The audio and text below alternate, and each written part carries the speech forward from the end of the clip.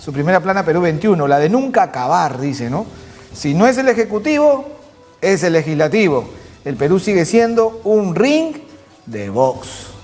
Y esto no nos hace bien. Para conversar un poco sobre estos temas y otros, estamos acompañados del congresista de Acción Popular, Armando Villanueva, a quien le damos la bienvenida. Muchas gracias por estar con nosotros. Igualmente, gracias por la invitación. Estamos en medio de un ring de box. Bueno, alguno de esos puñetazos le cae al pueblo, pues, porque el pueblo sigue sin educación, sin salud, economía. Pero creo que, digamos que la invocación, el mensaje del presidente del Congreso, que, digamos, en representación de la institucionalidad del Congreso, recién sale a decirle un mensaje al presidente, era necesario y es necesario. ¿En esos términos? Porque... Pero lo que pasa es que lo último que le dice tiene algún sentido en la medida en que empieza el presidente del Congreso a decir, oiga, tenemos la obligación de responder a la Constitución, de velar por ella, de preservarla, ¿verdad? Luego pongámonos de acuerdo en una agenda común. Permítame interrupción, porque entonces aquí un mea culpa de los medios de comunicación.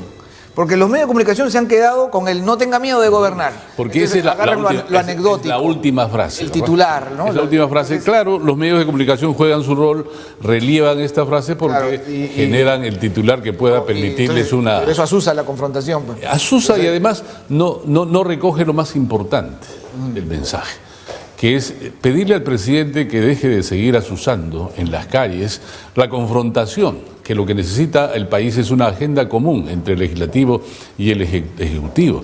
Discutir las posibilidades delante, pero con mesura, con tranquilidad, guardando las formas y el equilibrio de poderes. Pero tener a un presidente a diario asusando las buenas voluntades, comprometiéndose con gestas, digamos, antinacionales, como la de adoptar medidas radicales, ¿no es cierto?, claro, en su diálogo. Eso no es lo que corresponde a un presidente de la República. No hay duda de que tenemos a un presidente que ha ido por caminos erráticos en los últimos tiempos. No ha guardado la compostura correspondiente, que es aquella. Pero más que eso, la última frase tiene algún sentido en la medida en que, oiga, no tenga miedo a gobernar, significa, mire lo que está pasando con educación, con las inversiones del país. La economía este año debía haber crecido 4.2%, fundado en dos pilares: el afianzamiento de la inversión pública y la confianza para la inversión privada, ¿no es cierto? Y ninguna de ellas ha crecido, siendo que la inversión pública debía haber sido el principal sostén, está por menos del 30% y ha transcurrido 7 meses de este año. Entonces, cuando le dice no tenga miedo a gobernar, es eso. Oiga, tenemos que cumplir con nuestras funciones. Fundamentalmente el Ejecutivo, porque de él depende fundamentalmente del impulso y de las políticas que adopte, la posibilidad de lograr ese objetivo de crecimiento que es fundamental. Ayer Apoyo, tengo entendido, ya ha dicho que el crecimiento previsto por el gobierno de 4.2 a inicios de año, o en la formulación del presupuesto 2018, ya no será 3.5, que es lo que anunció el presidente de la República el 28 de julio, sino mucho menos del 2.5%, inclusive.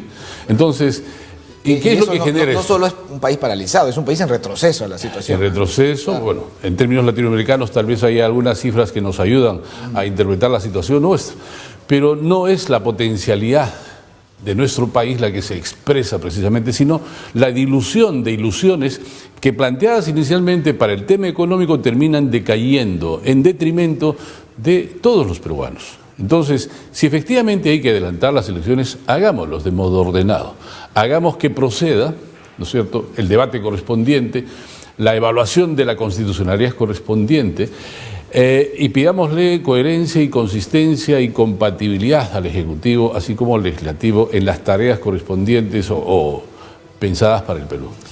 Yo desde aquí veo muy difícil que la propuesta del presidente tenga luz verde dentro del Congreso. ¿Cómo lo ve usted desde el Congreso? Bueno, se han ido expresando. Primero, que la propuesta se ha ido debilitando, porque habría sido interesante que el presidente y el Ejecutivo fuera unido, ¿no es cierto?, sólido en esta propuesta. Es decir, no solo el presidente, también sus ministros tuvieran dominio del tema y de la decisión. Y su bancada, también la vicepresidenta. Y también la bancada, ¿verdad? Claro, cada Entonces, vez le queda menos. ¿qué grado de consistencia le podemos dar a una propuesta que resulta siendo aventurada, porque solo conocía tal vez el presidente y tal vez el primer ministro. Había sido anunciada la posibilidad de tal ante un Consejo de Ministros que no discute, no debate y no aporta. Y luego está la bancada, que se deshace producto de ello, y la misma vicepresidente que se extraña ante tal medida. Le cuento una anécdota.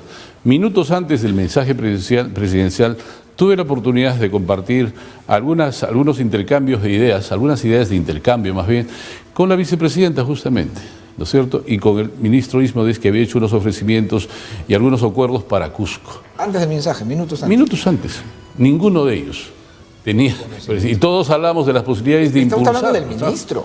Estoy hablando del ministro. Entonces obviamente. nos han mentido porque dicen que el miércoles habían tomado la decisión. Bueno, pero es que tomar la decisión, lo que se deduce de las actas difundidas es que hay una referencia, ahí no hay ningún debate, ¿no es cierto?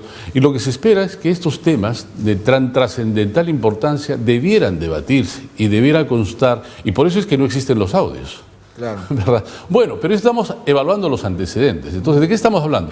De la falta de consistencia de una propuesta proveniente del Ejecutivo, que ha ido fragilizándose con el pasar de los días. Y en el Congreso obviamente hay distintas opiniones. La mayoría misma, que en un inicio se mostró contraria, en cierto momento se mostró afable a la posibilidad de discutir. Luego se ha retrasado un tanto la reconformación de las comisiones, que hemos pasado de 6 a 12, la reconstitución en la composición de las comisiones y la instalación que está ocurriendo rápidamente.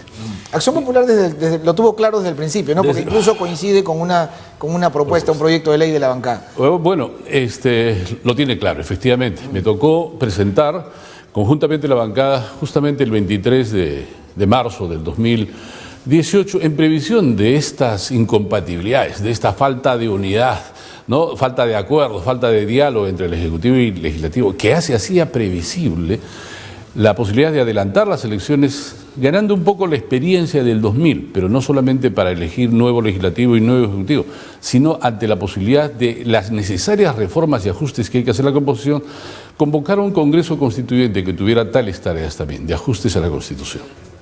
Congreso Constituyente. Esa era la propuesta inicial que nosotros presentamos en marzo. ¿Y no contaron con la izquierda? Porque la izquierda es la agenda de la izquierda. Bueno, cada vez que tienen oportunidad hablan de nueva constitución. Hay una diferencia. Sí, hay una diferencia. Porque el Congreso Constituyente entiendo por una nueva constitución. No. Un Congreso Constituyente que vaya haciendo lo que estamos haciendo en el Congreso. Pero eso lo puede hacer el Congreso asumiendo de la las veces de constituyente. Por supuesto. Pero es que es darle facultades para hacerle los ajustes a la Constitución. Creo que hay una distancia con lo que propone la izquierda, que habla de una nueva Constitución que supondría una asamblea constituyente trabajando paralelamente a un Congreso que se encarga de legislar y controlar. Así que esa es la diferencia. Parece formal, pero en profundidad creo que es una sustancial diferencia. Entonces, la medida, desde su perspectiva, ha ido perdiendo fuerza. Por aquí leía... Ha ido perdiendo Dice consistencia, que Fuerza Popular está pateando el asunto. Aunque eso no signifique, ¿no es cierto?, aunque eso no signifique la necesidad de pensar seriamente en tanta posibilidad.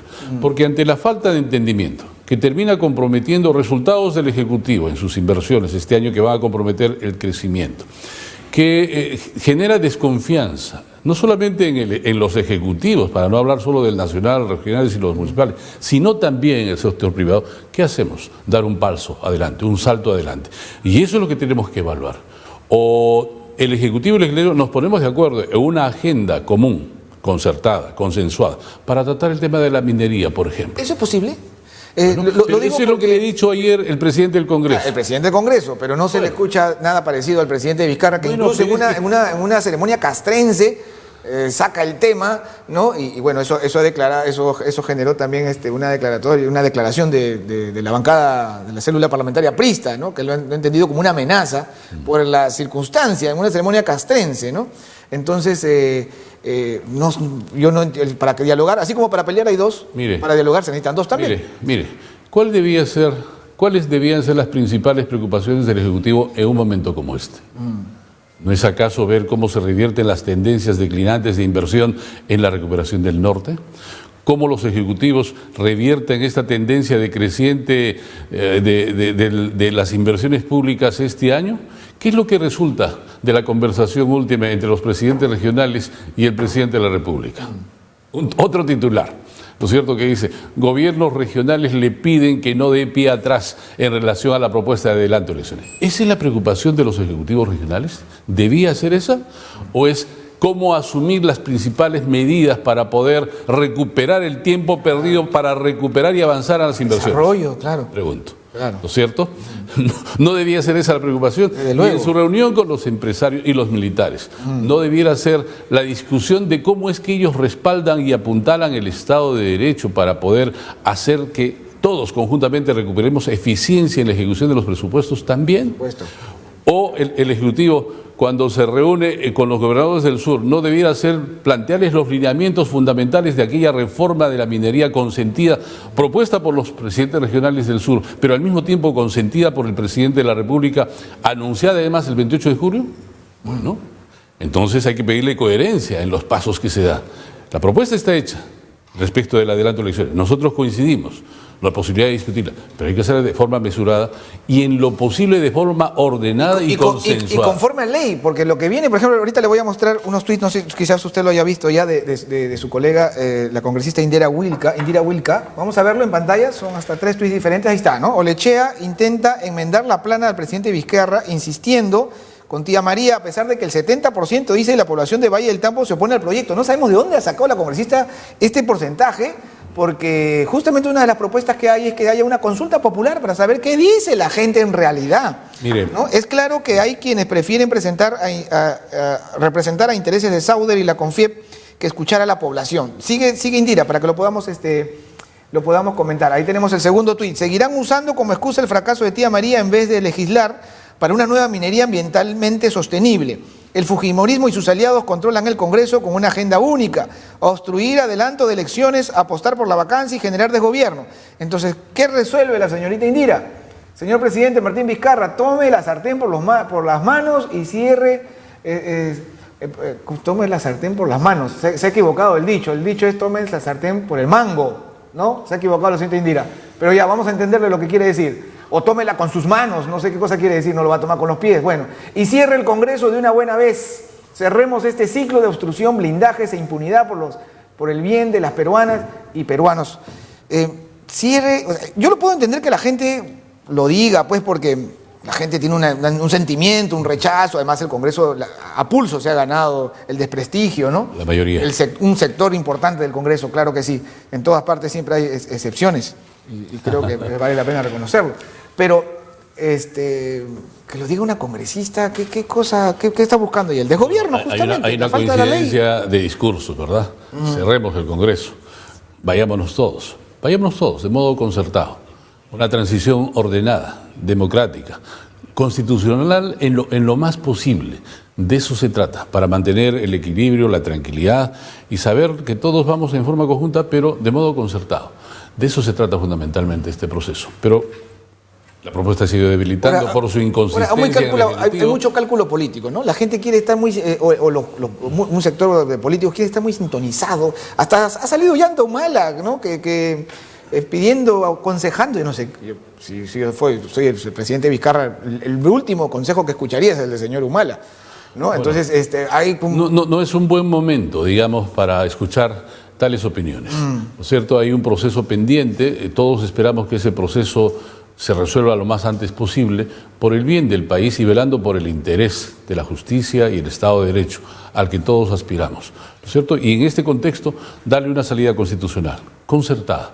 No importa si tenemos que adelantar o postergar las elecciones, no importa, pero tenemos que hacerlo de modo concertado por las circunstancias que vive el país y por la degradación de la confianza que termina comprometiendo la economía, ¿no es cierto?, y al Estado de Derecho, para provocar este tipo de, inclusive, propuestas provenientes desde el Congreso. Cierren el Congreso cuando la propuesta ya ha dado un paso adelante. Adelantemos elecciones, es la propuesta, pero inclusive esa propuesta tiene que ser tomada y adoptada mesuradamente, consensualmente, entre el Ejecutivo y el Legislativo, con una agenda común. ¿Qué pasos entonces concretos se pueden dar? Ayer hemos escuchado el mensaje del presidente del Congreso.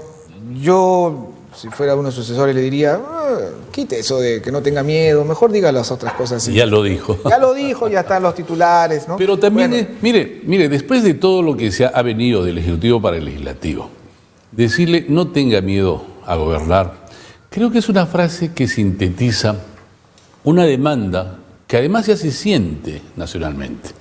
Cuando la población misma ya desconfía de los pasos ciertos dados por el Ejecutivo y por el presidente Vizcarra en la tarea de gobernar.